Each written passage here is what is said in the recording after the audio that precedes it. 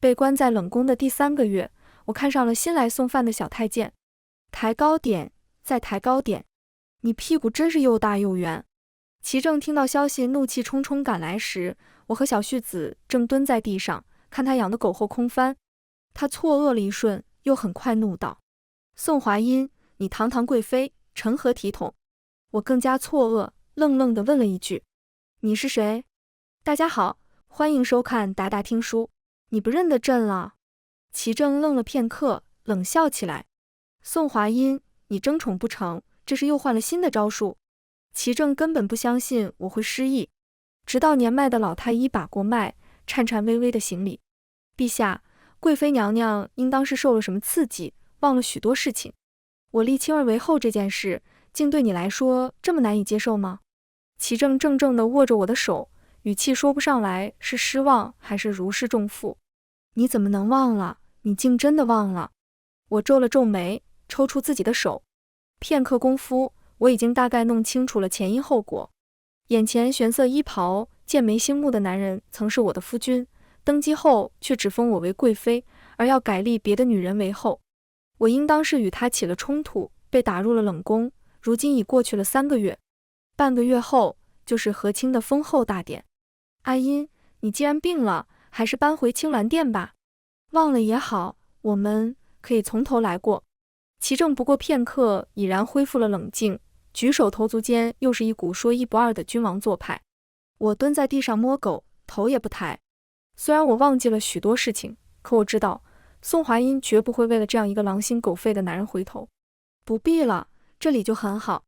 我冷淡地躲开了齐正想要将我扶起来的手，几次3番的拒绝，终于让他恼怒。宋华英，你失忆了，还是叫人如此生气？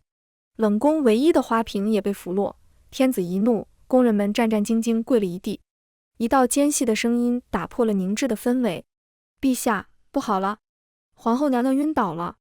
齐正终于带着人走了，可小旭子却不肯再把狗给我玩。他黑漆漆的眸子盯住我，里面闪着我看不懂的光。娘娘，你想不想逃出去？想，当然想。脑海里为数不多的记忆告诉我，宋华英当年是想做个无拘无束的女郎，而不是困在宫墙里的太子妃。半月后的封后大典是逃出去的好时机，臣已安排妥当。我开始悄悄收拾行李，倒也不是我有多相信小旭子，只是我父母亲族早已不在，身旁丫鬟也尽数遣散。事到如今，我早已没什么可失去的。狗能不能带走？我蹲在地上虔诚地问他，只得到了他冷着脸的一句不行。期间和亲的侍女来了一次，朝我身上扔了件舞衣，皮笑肉不笑道：听闻娘娘舞姿动人，大典那天皇后娘娘也想一睹为快呢。她离开的背影好像都透露出嘲讽。我拎起那件只有几块布料的裙子，问小旭子：我曾经很擅长跳舞吗？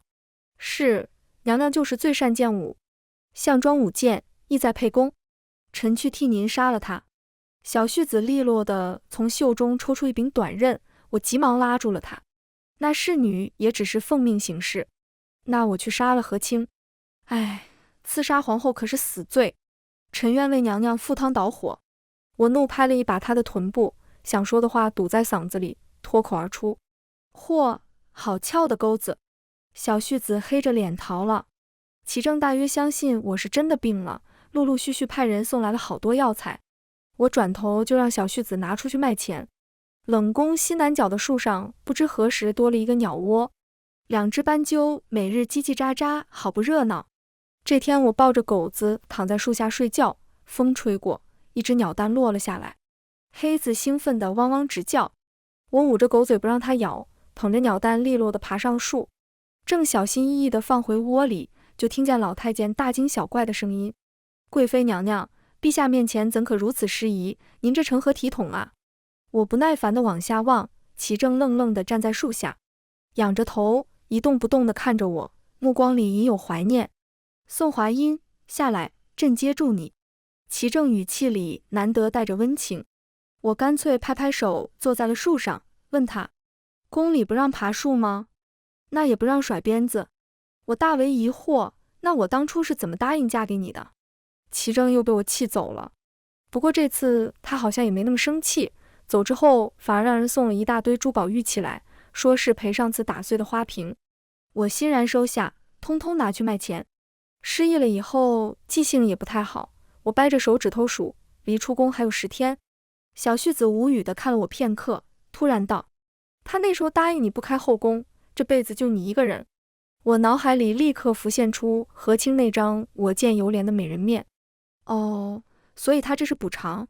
我收得更加理直气壮。如此源源不断地送了几天礼物，何清终于坐不住了。到了晚饭时间，管事嬷嬷将一盆狗食扔在我面前。冷宫每日的餐食也是有定数的，娘娘可不比往日还是贵妃的时候。你养的畜生要吃东西，您可就没得吃了。我看着那盆飘着油花和几片菜叶的泔水，还未动怒，小旭子冷着脸走过来，一脚踹翻了盆，散发着腥臭的液体高高扬起，尽数溅在了嬷嬷身上。面相刻薄的嬷嬷气得快要昏过去。你是哪来的碎催没根的东西，敢在我头上撒野？来人啊，快来人！大门处竟还真的跑来几个侍卫。我心下了然，这嬷嬷果然是和亲的人。我说鸟不拉屎的冷宫从哪冒出来这么多侍卫？小旭子身手利落，几个人一时抓不住他。我装若无意的乱入，时不时的伸伸腿，放点冷拳。几个侍卫被我绊得东倒西歪，又碍于我宫妃的身份，敢怒不敢言。我和小旭子玩得好不快活，就听见嬷嬷凄厉的叫唤：死狗，快滚开！妃子正死死咬着他的小腿。侍卫上前抬脚欲踹，被我抢先一步拦住。娘娘，属下也是奉命行事。我抱起黑子，装听不见。正僵持不下之际，门口传来何清柔柔弱弱的声音：这里发生什么事了？皇后娘娘，宋贵妃蓄意纵狗伤人，您可要为老奴做主啊！何清带着浩浩荡荡的仪仗站在冷宫门前，他拿手帕掩住嘴，一脸嫌弃。宋姐姐，陛下知道我怕狗，特意规定了宫中不许养这些东西。您怀里的畜生还是交给下人们处理了吧。我不应，他的婢女抢先出头。宋氏，你敢违抗皇后娘娘的奉旨？我冷冷地看过去。封后大典在下个月，何姑娘现在无名无分住在宫里，算哪门子皇后？你……何清脸气的脸扭曲了一瞬，很快恢复过来。她慢慢抚摸着头上的凤钗，语气轻蔑：宋姐姐久居冷宫，怕是不知道陛下对我的宠爱。来人啊，把那畜生拖出去淹死！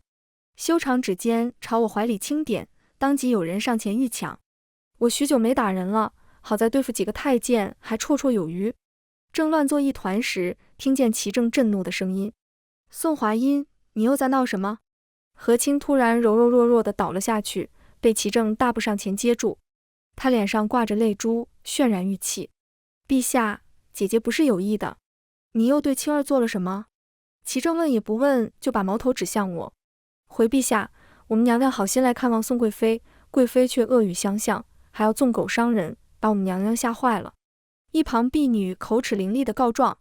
何清惨白着一张脸，扯住齐正的衣角：陛下，臣妾不怕，千万不要怪罪姐姐。齐正的脸越来越黑，他强忍着怒气看向我：你不是失忆了吗？为何还要针对青儿？我还震惊于何清刚才说来就来的眼泪，久在沙场的人什么时候见过这些？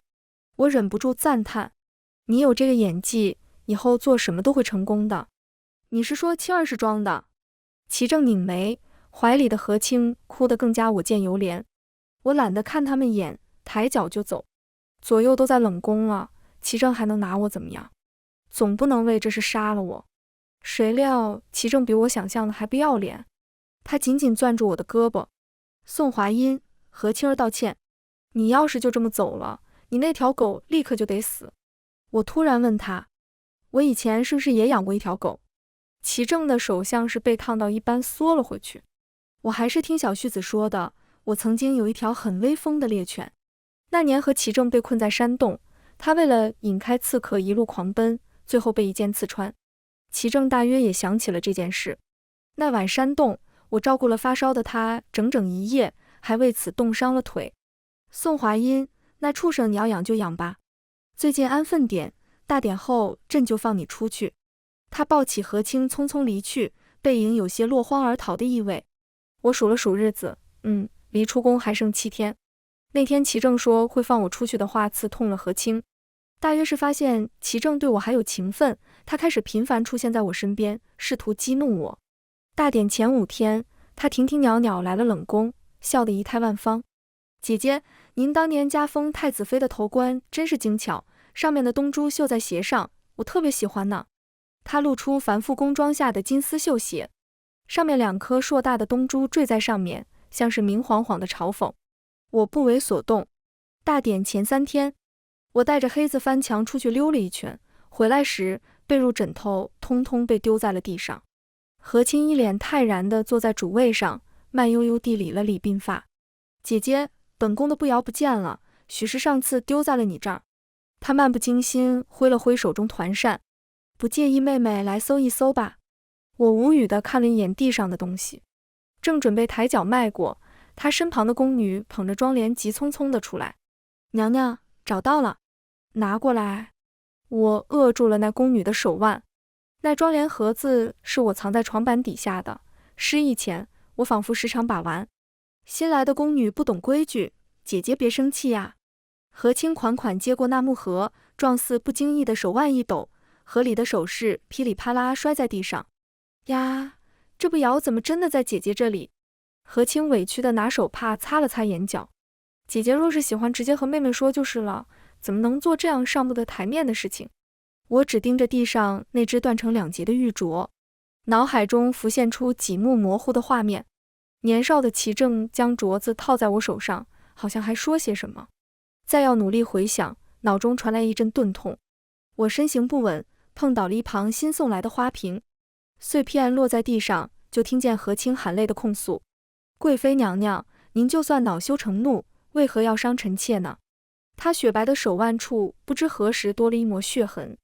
背后传来匆匆的脚步声，我还未回头，已被一股大力推倒在地。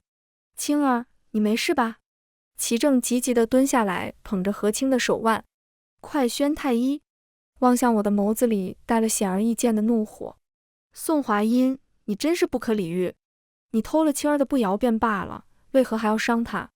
我扶着额头冷冷看着他，他被我的表情气得不轻，咬牙切齿道：你还是不认错？好，来人，将宋氏禁足，这几天不许送饭。何清回望向我的目光透着得意。我真没想到，偏僻的冷宫里还有更偏僻的地方。啃着小絮子不知从哪偷来的鸡腿，我安慰自己，好在就剩3天了。很快到了大典，小絮子撬开门，让我换上太监的衣服。臣已安排好了和一具娘娘一模一样的尸体，待会儿冷宫会起一场大火，宋贵妃会悄无声息地死在这场火中。娘娘还有什么放不下的吗？小絮子紧紧盯着我，好像只要我一说出齐正2字，她便会毫不犹豫地拔剑而起。狗呢？臣这就去杀了狗。她错愕地看着我，好像在怀疑自己的耳朵。对啊，就是那个屁股翘翘的黑子。刚说到屁股2字，小絮子已经拂袖而去。这晚，我们躲在太清殿的角落，上手的何清一身凤袍，端坐在齐正身侧。陛下，今日是娘娘的大喜之日，后宫嫔妃理应前来祝贺。何太傅的门生纷纷附和。齐正刚登基，后宫除了何清，只有我一个人，他们的目的昭然若揭。贵妃宋氏德行有亏，已被朕打入冷宫。齐正说话间，又给何清加了一块点心，头也不抬。陛下，臣妾归中时就听闻宋姐姐尚武，不如就趁今天的大好日子，让姐姐舞一曲助兴。何清眉眼盈盈地望着齐正，只一眼就让他改了主意。宣宋氏。我无聊地数着面前柱子上的雕花，算算时辰，这个点冷宫刚好起了火，他们找不到人了。身旁的小絮子将手指捏得嘎吱作响，我悄声道：你冷静啊，不是你说最危险的地方就是最安全的地方吗？待会儿趁着他们往冷宫去的时候我们开溜，你可千万别在这时候冲上去刺杀狗皇帝啊！我有分寸。说话间，台上气氛已然热烈起来，推杯换盏间都在幸灾乐祸，等着我这个昔日太子妃为皇后舞一曲助兴。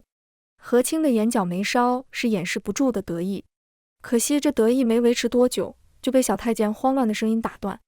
陛下，不好了！什么事？可是宋贵妃不愿意。齐正漫不经心地喝了口酒，他还是和从前一样的脾气。陛下，可是今日是臣妾的封后大典。何清晃着齐正的手臂，嘟着嘴，一脸不乐意。贵妃姐姐这般不情愿，是不是生臣妾的气了呀？怎么会？她一向最大度。齐正宠溺地刮了刮何清的鼻梁，语气里是12分的不耐烦。再去宣，告诉宋氏，若再推辞，冷宫也住不得了。跪着的小太监身体越来越抖，终于支撑不住，拼命磕头。人来不了了，贵妃娘娘轰了。齐正愣了片刻，突然嗤笑道：“是宋贵妃让你这么说的，她不想来，所以找了这么拙劣的借口。”小太监脸色惨白，齐正的笑终于僵住了。你说什么？你再说一遍。冷宫走水，贵妃娘娘被困在里面，等我们到的时候，已经被烧的。哗啦几声巨响，齐正起身太急，撞翻了面前的桌机。他跌跌撞撞朝门外跑去。朕不信！来人啊！摆驾冷宫！我躲在柱子后面，看大殿乱成一团。小婿子拉着我朝反方向跑的时候，我听见门口骤起的呼喊。齐正迈出门的一刹那，噗的一声呕出一大口血。我和小婿子一路顺利地出了京城。娘娘，你想去哪？换下太监服的小婿子竟然看起来颇为眉目清朗，清俊挺拔，还有些似曾相识。我没有按照恶俗话本子里写的那样上前握住他的手，说一句我们是不是在哪里见过，反而将手搭在他肩膀上，神色凝重。我幼时生活在青州吗？他面无表情。是，娘娘你摸到我胸肌了。那我去哪你都会跟着我吗？他面无表情。是，娘娘你摸到我胸肌了。我恼羞成怒地在富有弹性的肌肉上狠狠捏了捏，理不直气也壮。对不起，我摸你胸肌了。我们决定去青州。路上我问小婿子真名叫什么，他看了我一会儿，突然说：“我没有名字。”此时暮春3月，往南走一片勃勃生机。我思索片刻后，刻意逗他：“那你跟我姓吧，就叫宋旭。不是小婿子的旭，是春光作序的序。”我兴致勃勃地等着他问为什么要跟我姓，谁料他沉默良久，哑声说好。宋旭的名字就这么莫名其妙定了下来。我扯着他一路上游山玩水，经过每一个地方都要停下来尝遍当地的美食美酒。宋旭冷着脸在身后提着大包小包，还要给我付钱。他可能也觉得我这副没见过什么世面的样子有些可怜吧，所以一路上指哪去啊，从没有一丝不耐烦。只有2次，他罕见地生了气。我这一路招猫逗狗，立志要做一个匡扶正义的女侠，所以看着那条从乞儿口中抢食的恶犬时，我当即挺身而出了。冲动的代价就是被狗撵出了2里地。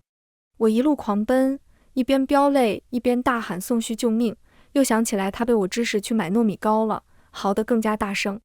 好几次，那口冒着寒光的狗牙离我的屁股蛋只有1寸之遥。等宋旭被乞儿叫来解救我时，我已经趴在树上和狗对峙了1个时辰。呜，宋旭救我啊！呜！我的绣花鞋被狗咬掉一只，半拉袜子要掉不掉的挂在脚丫子上。宋旭黑着脸将我抱下来时，一旁的乞儿们笑得好大声。嗨，姐姐你刚才哭得好丑。嘘，宋哥哥说了不许嘲笑宋姐姐。为什么都姓宋？哥哥姐姐是夫妻吗？不是哦，是你哥哥随我姓。我笑眯眯地给他们分糯米糕。那哥哥就是赘婿。宋旭臭着脸蹲在地上给我穿鞋，听见这话手上的动作不停，只皱着眉。宋华音，你怎么还能被狗吓哭？我刚想解释我不是被狗吓哭的，是堵在树上被尿憋哭的。小腹又传来熟悉的阵阵热流，我嗷一声推开宋旭冲了出去。客栈里，宋旭坐在灯下给我缝月事带，我拥着被子把自己裹成蚕蛹，小心去他的脸色。宋华音，你来鬼水了还爬树，你是笨蛋吗？他手上一根绣花针舞得虎虎生风，骂我的时候熟练地打了个结。我疑心他真正想扎的人是我，于是狗腿地将杯子端在他唇边，哄道：英明神武的宋小郎君，喝口水消消气。他就着我的手喝了口刚给我泡好还滚烫的红糖水，面色扭曲地咽了下去。整整3天，宋旭没和我说一句话。第4天我鬼水走了，生龙活虎地拽着他上了街。路边书肆里一堆书生吵得不可开交，青布衫的书生站在中间，唾沫横飞。宋华因害得朝中鸡犬不宁，真是祸国妖妃。我听见熟悉的名字，拉着宋旭又退回去仔细听。另一派书生不以为然，当今圣上破格要将宋贵妃以皇后之礼下葬，恰恰体现其一片深情，可见圣上是仁爱之君。自古以来，从未有过封死人为后的先例，这是违背祖制。圣上是天子，他开这个先例有何不可？我站在门口听了半晌，才弄明白来龙去脉。说是我逃出宫那天，齐正叫停了封后大典，跑到冷宫，抱着我的尸体不肯撒手，途中吐血晕过去好几次，吓坏了太医院一群太医。3天后，他将装着尸身的冰棺抬到大殿上，当众宣布要封我为后。齐正这个死颠公，活着的时候不干人事，人死了也不得安生。我破口大骂，一旁沉寂多日的宋旭破天荒开口：和太傅老谋深算，是不会甘心和亲到手的后位妃走的。他在朝中经营多年，这时估计已经带着一群老臣跪在殿外逼齐正收回成命了。那齐正没戏了，他登基没多久，皇位本来就坐得不稳，这时候做什么死？我狠狠吐了口唾沫，惺惺作态，令人恶心。宋旭附和道：冲动无脑，愚不可及。我俩在骂齐正这件事上又达成了惊人的一致，于是重归就好，慢悠悠逛起了街。我预备买点小玩意儿哄一哄宋旭，书肆中一个清秀书生却追了上来：姑娘，你丢了帕子。他耳尖红红的递过一方绣着我名字的淡紫色绣帕。刚才诸位同门仔细辨认了许久，还是靠近门口的郭兄隐约记得姑娘曾路过门口。姑娘看看，这是你的绣帕吗？我忙接过来道谢。面前书生却不肯走，他堵在我面前，脸都憋红了，半晌憋出来一句：不知姑娘可有婚配？宋旭将我朝后一扒拉，结结实实挡住了我。敢问公子家中兄弟几人？我是家中独子。那恐怕不行了。宋旭将我揪出来，义正辞严：这位姑娘只招赘婿，丈夫孩子都要跟她姓的那种。书生深受打击，失魂落魄地走了。我眯着眼打量宋旭，看得他不自在地别过了脸，东摸摸西看看，假装很忙。我怀疑宋旭暗恋我。后面的一路，我盯着他的侧脸，若有所思。若是此时有一个姑娘追上来和宋旭表明心意，我大概会很不开心。我仔细分析这不开心的由来。假如宋旭和别人跑了，我会失去一个会打架、会做饭、会付钱、会奉月事带和冲红糖水的男妈妈，以及他的胸肌。我舍不得。事情到此已经分明了，原来是我暗恋宋旭。我郁闷地埋头苦思宋旭到底喜不喜欢我。路过一个卖发簪的摊子时，我灵机一动，仔细挑选了一支花胜，然后递给宋旭，眼巴巴地看着他。时间仿佛静止了，有春风从我们中间空隙穿过，将距离填满。宋旭沉默许久，颤抖着将那支花胜戴在了我发间。你知道给女子戴花胜是什么意思的吧？我狐疑地打量他。知道。他神色平静地牵住了我的手。在大夏，男子给女子佩戴花胜是定情的象征。我坦然回握住他的手，高兴片刻后又突然紧张。那我失忆了，还算未婚女子吗？花神娘娘会庇佑我们吗？宋旭看我的眼神温柔的好像要将人溺毙。会。我们赶在花朝节前到了青州。宋旭，今晚你一定要去河边和我一起放灯，知道吗？到了青州后，宋旭也不知道在忙什么，有时候一整天都见不到人。我不满地揪他耳朵，又把他刚束好的头发揉乱。宋旭蹲在地上给我搓洗小衣，闷声道：知道了。我趁他不注意，举起一捧水洒在他脸上，踢踢踏踏跑走了。傍晚街上游人如织，我捏着狐狸面具，采了一大捧满天星。河边放灯的地方人出奇地少，我看见桥上一身黑衣、带着挪神面的熟悉身影，离着老远朝他挥手。宋旭，我在这里。黑色身影朝我走来，脚步隐隐带着急切，停在面前，却又一言不发。你今天怎么来的这样早？我将手里的花递给他，他却不接。面前的人慢慢抬手摘下了面具，露出一张意想不到的脸。齐正目光沉沉地盯着我，声音里带着凌人的寒意。宋华音，好久不见。手里的满天星洒了一地，我转身欲跑。齐正死死拽住我的手腕，咬牙切齿道：宋旭是谁？人群中突然传来阵阵惊呼，我若有所感地抬头，头顶天空一瞬间升起了大片孔明灯，不知道灯里放什么装置，在空中发出叮叮当当的悦耳响声。中间最大的那只浓墨重彩地写着华音2个字。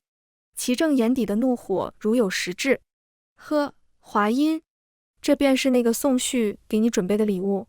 我和齐正坐在酒楼包厢，他带的侍卫们密密麻麻守在门外，连只苍蝇也飞不进来。事到如今，我反而冷静下来，自顾自倒了一杯茶，喝了一口后问他：你是怎么找到我的？齐正自进来后就一直紧紧盯着我的一举一动，面上一会儿喜一会儿悲。半晌后，他哑声开口：春闱各地举子进京，有人说在青州附近看见了你。我想起了那日落在书肆的手帕。宋华音，你为什么要骗我？你知道他们说可能没死的时候我有多高兴吗？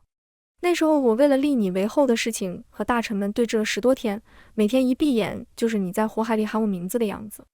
宋华音，你走后我从未睡过一个好觉。齐正突然神情激动了起来，他想要握住我的手，被我避开。帝王秦正本就缺少睡眠，你别赖我头上。我抓了一把枣子放嘴里嚼。齐正愣愣地看着我。华音，你是不是还在生我的气？是，我知道把你关在冷宫是我不对，你不懂，我是有苦衷的。我有什么不懂的？我重重地把茶杯放在桌子上，打断他的话。我知道你刚登基地位不稳，太后一党势大，你娶和亲不就是为了仰仗何太傅稳固朝中势力吗？齐正震惊地看着我。齐正，我是失忆了，但我没瞎。把我关在冷宫的是你，用黑子逼我给和亲道歉的是你，羞辱我让我去献武的也是你。你稳固江山，就要一直牺牲委屈我吗？齐正眼底闪过愧疚，他不自在地偏过了头，语气一弱再弱。华音，这件事是我辜负你良多，但我会保护你的，我从没想过你死。我嘲讽地扯了扯嘴角，没理他。室内一片沉默。许久之后，他从袖中掏出一个东西，小心地放到了我手边，是当初妆奁里被摔碎的玉镯。你走后，我找遍了工匠，才将它修复如初。这个玉镯是我送你的定情信物，你一直将它妥善保管，是不是说明你还爱我？齐正急切地拿起镯子，想要给我戴上。华音，我不计较你假死出宫骗我的事了，你找来气我的那个宋旭，我也可以既往不咎。你回来吧，我们还和以前一样。和以前一样？是让我继续住在冷宫，用我的凄惨来衬托你对和亲的宠爱吗？你明知道我不是这个意思。齐正情绪激动，剧烈咳嗽起来。雪白的手帕上印出刺眼的血迹，他刻意放在桌上。我视而不见，淡淡移开目光。华音，你等我3年，不，1年，等我坐稳了皇位，我一定拔除和太傅的势力，封你为皇后。那你为什么不等到那时候再来找我？我起身走到窗前，淡淡开口。因为你只想困住我，根本不在意我回去后会面对什么刁难。齐正，你还是这么自私。话音刚落，我毫无预兆地推开了木窗，翻身跃出窗外。宋旭骑在马上，牢牢接住了我。齐正大概没想到我会翻窗，此时死死攥着窗框，目眦欲裂。宋华音，我潇洒地朝他挥挥手。回去吧，齐正，再也不见。我们一路纵马去了南疆。宋旭紧紧抱着我，一声不吭。我凑到他胸膛上仔细听，剧烈的心跳暴露出他此刻并不平静。他半晌才愧疚地开口：对不起，华音，青州带不了了。我笑着拍了拍他的胸肌。嗨，这有什么好道歉的？至少我已经在青州看过最美的灯了。没想到我们宋小郎君也懂浪漫。此时越来越靠近边境线，路边出现了大片白色的云朵。我惊呼：宋旭，好多羊！你要是喜欢，以后我们也可以养一群。那谁来放牧呢？我故意逗他。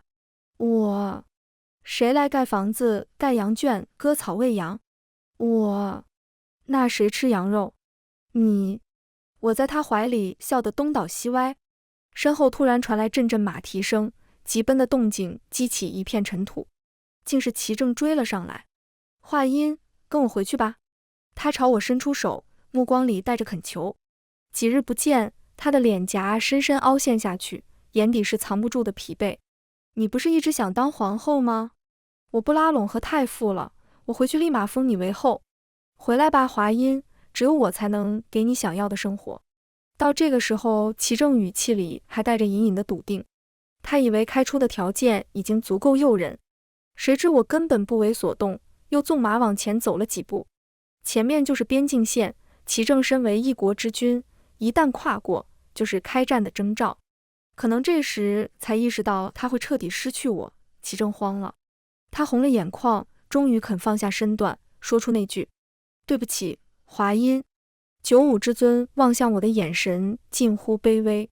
你要怎样才肯原谅我？我一本正经地回他：齐正，你等我10年，不，也可能是20年、30年，等我吃遍天下美食，游遍大好河山，我一定回来，探望一下一辈子困在皇宫的你，也可能是困在牢里。宋旭在一旁淡淡补刀：我前几天将你私自出宫的消息放了出去，此时和太傅正联合宗亲说你得了失心疯，准备扶持你侄儿上位。你现在回去，说不定能吃上热乎的牢饭。齐正带着人马滚了。走前他死死盯着宋旭：你就是为了这么个男人抛弃我？他在马背上咳得直不起身，仍坚持对我许诺。话音，他以后对你不好，你一定要回来找我，我会永远盯着你们的。宋旭冷着脸让他快滚。我在后面笑得直不起腰。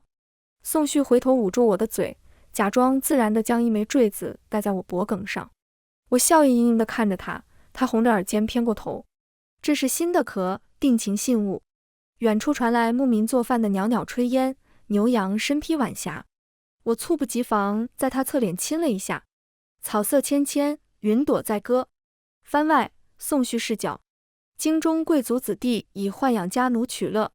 我幼时被关在畜生棚，整日和野兽争食。